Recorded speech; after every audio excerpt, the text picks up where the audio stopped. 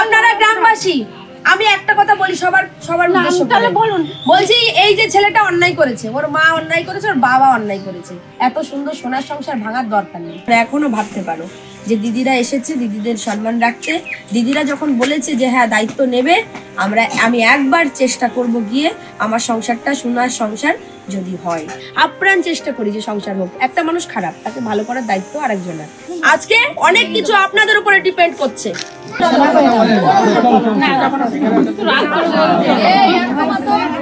মাঝে আসার দরকার ছিল যে ছেলেটা আমার ওখানে আছে, বউ আছে ওখানে, অবশ্যই বাবা মায়ের কথা না শুনো, কিন্তু ওর কাছে আসার দরকার ছিল, কিন্তু জামাইটা একদিনও আসেনি।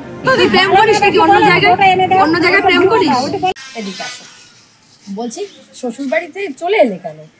শ্বশুর বাড়িতে ওরকম মারধর করতো, ননদে মারধর, অশান্তি করতো। তারপর আমার শ্বশুরের স্বভাব ভালো না, তারপরে একা থাকতে পারতাম না। তারপরে উনিও মারতো, আমার বাবা মাকে গালাগাল দিত, ও খুব গায়ে হাত তুলতো আমার শ্বশুর শাশুড়ি, তারপরে স্বামী, সবাই গায়ে হাত তুলতো। তো সংসারে কি যাওয়ার ইচ্ছা আছে যদি আমরা দায়িত্ব নিই? আমি আর সংসারে যেতে চাই না, উনিও নেবে না। উনি আমার উকিলকে বলেছে আমি ডিভোর্স দিতে চাই। তাই না, না ওইরকম কোনো কথা নেই। ধরো আমার কাছে গেছিল, সে সংসারে তোমাকে নিতে চায় এবং আমাদের উপরে বলেছে দিদি আমি যা ভুল ভ্রান্তি করেছি, আমি যদি অন্যায় করেছি, তাদের তো একটা মেয়ে, আমারও বোন আছে, তার মাও গেছিল, বাবাও গেছিল। তো এই ছেলেটা তো তো ভুল ভ্রান্তি জারি হোক হয়েছে। আমার একটা ছেলে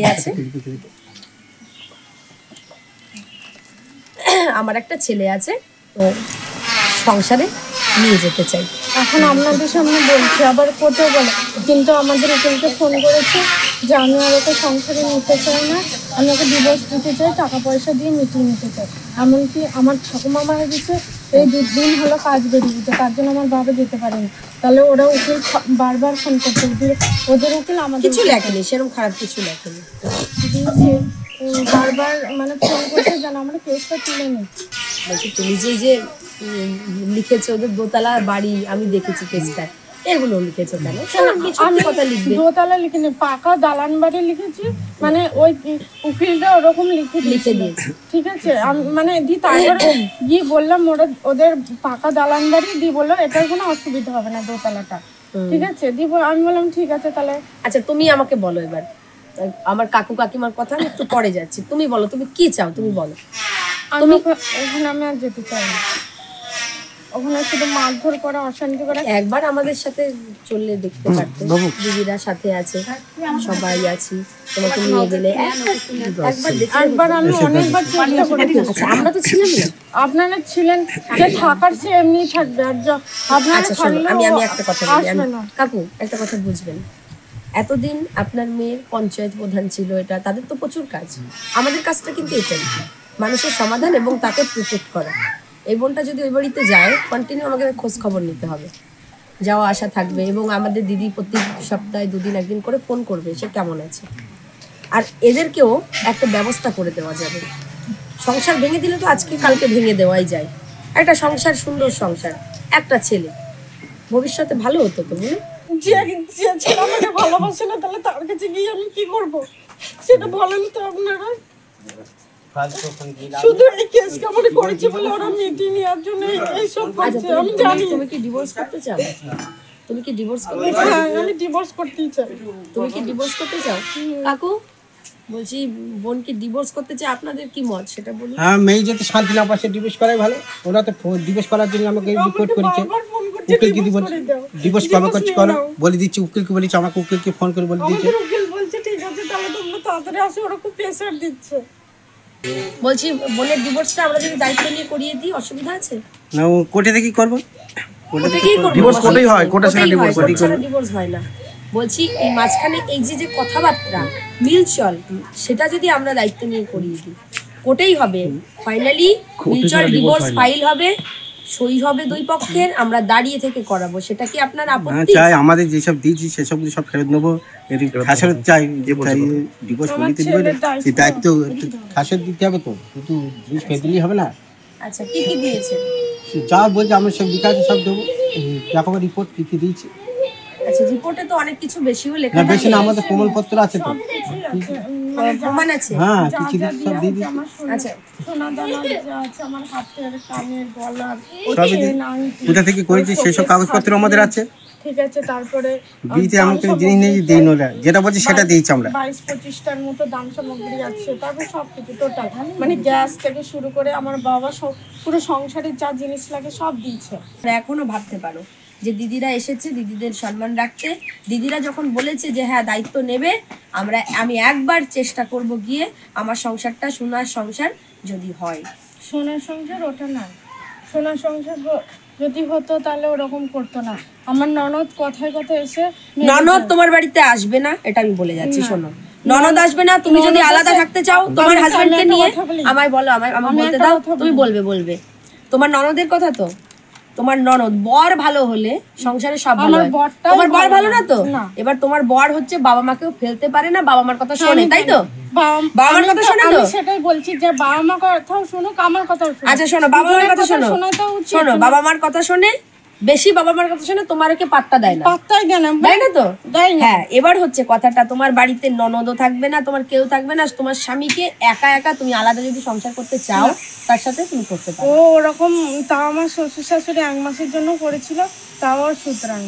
আচ্ছা তারপরে আমরা ছিলাম না মাঝখানে, তুমি ভাবো যে হ্যাঁ দিদি তোমরা যদি থাকো আর একটার বার আমি চান্স দিতে পারি, আমাদের তুমি দেখে রাখো, এই যে এরা দেখে রাখো, একটুখানি নেট খুলে দেখবে এরা কি করতে পারে, এরা কি করে। তোমার সমস্যা হলে আমাদের ঠিক আছে, সাথে সাথে ফোন করো। নেট খুলে, আর আমাদের বাড়ি কাছে কাছে, তোমাদের শ্বশুর বাড়ি বগুলা, ঠিক আছে, নেট খুলে দিদিদের একটু দেখবে দিদিরা কি করতে পারে। এটা জোর গলায় কথা বলছি না, সংসার ভাঙতে একদম চাই না যে কারো সংসার ভেঙে যাক, আপ্রাণ চেষ্টা করি যে সংসার হোক। একটা মানুষ খারাপ, তাকে ভালো করার দায়িত্ব আরেকজনের, কাউকে না কাউকে তো করতে হয়। একটা মানুষ খারাপ বলে তার যে বিয়ে হবে না, তার যে জীবন এরমই থাকবে তা তো নয়। কেউ না কেউ তার সংসারে আসবে, কেউ না কেউকে সে বিয়ে করবে, তার সংসারে একটা টাইমে তুমি ছেড়ে দিলে অন্য কাউকে বিয়ে করতে হবে তো, তাহলে সেও তো নিশ্চয়ই একটা টাইমে ভালো হবে। তাই দেখা যাচ্ছে যে তোমার জীবন এর থেকেও খারাপ মানুষের হাতে পড়লো, আরো বেশি খারাপ হতে পারে তখন। সেই জন্য যে খারাপ মানুষ তোমার সাথে অন্যায় করেছে তাকে চেষ্টা করো একটু ভালো করার, সবাই মিলে করি। তুমি একা করছিলে, তোমার বাবা করছিল, এখন যদি আমাদের এতগুলো মানুষের সাপোর্ট হয়, আমি বগুলা থেকে, তোমার বাড়ি কত দূর, কাছেই, আধা ঘন্টা লাগবে আমার যেতে, সবসময় টাচে থাকবো। তুমি একবার ভাবো, সংসার ভেঙে দেওয়ার চেষ্টা করো না আগে থেকে। একটা ছেলে আছে, ঠিক আছে, তোমার বাবার সাথে কথা বলো। আমি কাকুকে কথাটা অবশ্যই, গুরুজন তিনি বুঝতে পারছেন আমার কথা। হ্যাঁ, মানুষের কষ্ট হয় কি মা, 2 বছর 10 বছর কষ্ট হয়। স্বামী স্ত্রী মাঝে মাঝে আসার দরকার ছিল, যে ছেলেটা আমার ওখানে আছে, বউ আছে ওখানে, অবশ্যই বাবা মায়ের কথা না শুনো, কিন্তু ওর কাছে আসার দরকার ছিল, কিন্তু জামাইটা একদিনও আসেনি। ওই যে মা বাবার কথা শুনে, তাহলে ওই মেয়ে কি করে সংসার করবে? এখন পরিবর্তনও তো হতে পারে, তবু তো আসতে পারতো যে বাচ্চা ছেলেটাকে নিজের মর্জি টেনে নেই। এখন ওই ছেলে জাতি থাকবে ওখানে, যখন 6 মাস বয়স হয়েছে দুধ তো কিনে দিতে হয়, তবু কোনোদিন। আচ্ছা ঠিক আছে, এই সব কিছু হবে, আমি 10 মিনিট পরে আসবো, সামনাসামনি কথা হবে। তোমার যদি যাওয়ার ইচ্ছা থাকে প্রত্যেকটা ট্রিটমেন্ট আমি করবো, দাঁড়িয়ে থেকে দেখবা। আপনারা গ্রামবাসী, আমি একটা কথা বলি সবার উদ্দেশ্য করে বলছি, এই যে ছেলেটা অন্যায় করেছে, ওর মা অন্যায় করেছে, ওর বাবা অন্যায় করেছে, এতদিন নেতারা এসেছিল, বলেছিল মেম্বার টেম্বার এসেছে, এখন আমরা বলছি আমরা তো ওদের বাড়ির পাশেই, আমরা যদি ওকে নিয়ে যাই দায়িত্ব করে, আমরা কেস খামারি তুলতে হবে না, কেস ওরমই থাক, এত সুন্দর সোনার সংসার ভাঙার দরকার নেই। ডিভোর্স কেন নিবি? তুই একটা ছেলে হয়েছে, তার ভবিষ্যৎ আছে, তুই ডিভোর্সটা নিবি কেন? কতবার বাবাকে চেনে দেখি আমি, চিনবে না কি করে? 3.5 বছর আমি এসেছি, হ্যাঁ সেটা বুঝতে পারছি, কি করে চিনবে আমার বাবাকে? এ তো অন্যায় আছে, আমি তো বলছি এই মানে কাকে বাবা একে নিয়ে সংসার করবি? বাবার ভুল হয়েছে, সবার আমি মাপ চেয়ে নিচ্ছি। চা মাপ চা, শ্বশুরের কাছে মাপ, শ্বশুরের কাছে এই সে মাপ তো করিস না, আমাকে মাপ চাইতে হবে না, আমি খুব কষ্ট করছি, আমি বুঝছি তোমার মনের না না এতদিন তাহলে আমাদের হয়ে গেছে। চলো, আমার মা ভুল হয়ে গেছে, চলো ভাঙি কেউ একটুখানি আরে মানুষ অন্যায় করে, শাশুড়ি বোঝাচ্ছে তো 2 বছর আমরা নিতে এসেছি, চল আমি তোর সাথে একটু যদি টুরু ফুরো নাকতে ফরকে, আমি মা যে যাই খারিয়ে আমি যা বাস্তব গল্প, ওরা কি করছি ওর কাছে শুনে আমি কিছু বলতে চাই মারধর করার নেই, টাকা নিয়ে গিয়ে না না না ওই কথা বলো না, এমনি চলে এসছে কেন নাকি? বলছে আমাকে ভালোবাসে না। কে বলেছে ভালোবাসে না? ভালোবাসিস না? ভালোবাসিস না? তুই প্রেম করিস নাকি অন্য জায়গায় প্রেম করিস? ভালোবাসিস না? বলতে পারবে না, হ্যাঁ, কেউ বলতে পারবে না যে আমি তোর স্বামীর চরিত্র খারাপ। কেউ বলতে পারবে না। বিয়ের আগে ছিল, বিয়ের পরেও ছিল। আমি যখন প্রেম করবে তার আগে তো তুমি চলে গেছো। ওর বয়স কত? না করতো না, আর বিয়ের আগে যা করেছে করেছে। এর জন্য আমি একটা ফোন ভাঙিনি যখন ওর। ঠিক আছে, আরে ও ঠিক আছে, সে হতেই পারে। পরিবর্তন করা অনেক চেষ্টা করেছি, পরিবর্তন হয়নি। তুই তো থাকলি না ওর কাছে বেশি দিন। তোর ছেলে হয়েছে 4 বছর এখানে, তুই থাকলি কতদিন? কত চেষ্টা করেছিস? একটা মানুষ 12 বছর 14 বছর একটা পুরুষের মানুষের পেছনে লেগেও পরিবর্তন করতে পারে না। তুই তোর সাথে সংসারই করলি না, কত পরিবর্তন করলি? সংসার যার সাথে করি 6 মাস দেখলেও করা যাবে, আবার 2 বছর। আচ্ছা কিভাবে শুধরাবো? তোকে কি পেটাবো? ওর সামনে পেটাবো? না, পেটানোর দরকার নেই তো। হ্যাঁ, পেটালে কি কেউ? তাহলে তুই বলছিস আমরা রয়েছি, তুই একটুখানি আমাদেরকে একটু বিশ্বাস করে চল যে দিদি ঠিক আছে তুমি আমাকে বাড়ি পৌঁছে দিও, কেস খামারে তুলবো না, আমি বেড়ানো উপলক্ষে যাবো।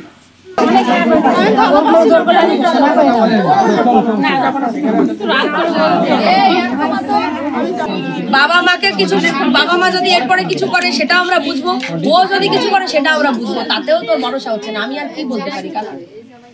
আমি আর কি অনেক বুঝাই না, আমরা অনেক বুঝাই। বুঝেছিস? তুই একটু ফ্রি হ, তুই একটু ফ্রি হ। আমাদের সাহায্য পাবি না, আমাদের সাহায্য পাবি না তুই। এরপরে যখন যাবি আমাদের সাহায্য পাবি না, আমরা চলে গেলে আমাদের সাহায্য পাবি না।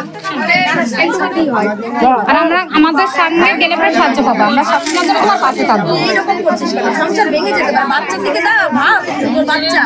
কাকু সিদ্ধান্ত এখনই নিতে হবে, যাবে নালে যাবে না, আর কথা না। আচ্ছা ঠিক আছে, যা। আমরা সে কথা বলবো ফাইনালি। আচ্ছা ঠিক আছে, যা। ঠিক আছে, সংসার যেন না ভাঙে, এই সোনার সংসার যেন না ভাঙে। ওর শ্বশুর শাশুড়ির দায়িত্ব, বদমাইশি ঠিক করার দায়িত্ব, এই বরের বদমাইশি ঠিক করার দায়িত্ব সবটাই আমরা নিলাম। এরপরে যেন আপনাদের উপরে দায়িত্ব থাকলো এই সংসারটা যেন না ভাঙে। আজকে অনেক কিছু আপনাদের উপরে ডিপেন্ড করছে। এই সংসারটা এত কিছুর দায়িত্বর পরে যদি ভেঙে যায় তাহলে আপনারা দায়ী থাকবেন। এই মেয়েটার যদি কপাল পড়ে তাহলে আপনারা দায়িত্ব